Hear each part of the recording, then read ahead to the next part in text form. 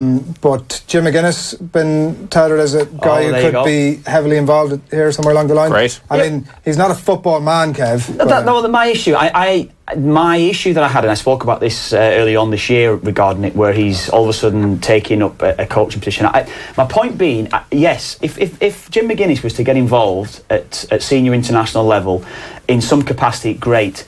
He certainly can't be head coach, certainly not for the next 10 years, in my opinion. Certainly even not an assistant manager's level the next 5 or 6 years. When you say head coach, not manager, is what you're saying? Yeah, not manager. Yeah. Simply because if I'm looking at somebody who's, say John Caulfield, for instance, and I used him as an example when I was referencing this as well. John Caulfield has managed and he's coached teams at virtually every level. He's made his way up through the game. Stephen Kenny's another one, for instance, who's coached a team over a certain amount of time, actually taken a side. Now, it's all right saying you're coaching a side.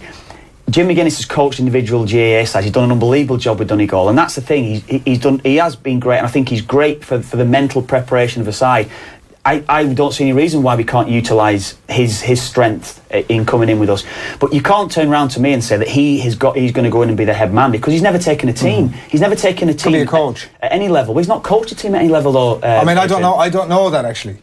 Well, okay. Well, I don't know that myself in general, but from what I'm led to believe, even at Celtic, he didn't take a team on his own, taking a team 1 to 11 on the pitch day in, day out. That is where you're gonna learn, and you're gonna realise your strengths and your weaknesses. That is where that's where he's got to do it. Because I think it does seem as if he's on a path, he himself, a sort of self-stated path. Yeah, but I'm talking, even if it's under 12s, under 13 level, that is where all our coaches at every level, and even our top man, Martin O'Neill, he was coaching at non-league football over in England before he's made the pathway to Wickham, then obviously on to Leicester and Celtic and the job that he's done. That is the pathway that it takes. He's not been on that pathway, so it's going to take 10 or 15 years before he could get to that top job. Briefly, because I'm going to get my head taken off. I was just not having a conversation that Jim McGuinness himself would probably say, lads, nothing to do with me. I'm not linking myself with these jobs. I understand I am on a path, much like Ron O'Gara in rugby, that yeah, in 7 or 8 years, I hope to have gotten an assistant manager's gig back in Europe and maybe progress, take a job, and then.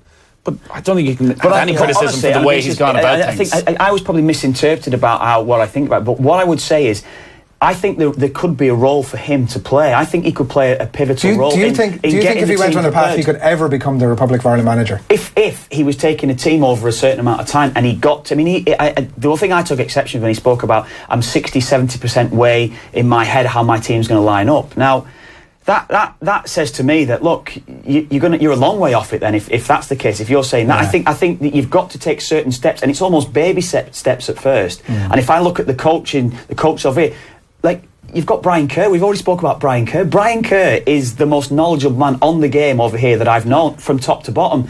I doubt very much that Jim McGuinness, and I would probably know that, he couldn't live with Brian for his knowledge on the game over here, actual soccer terms. He couldn't live with him. Yeah. All right, we'll see how that develops over the next while.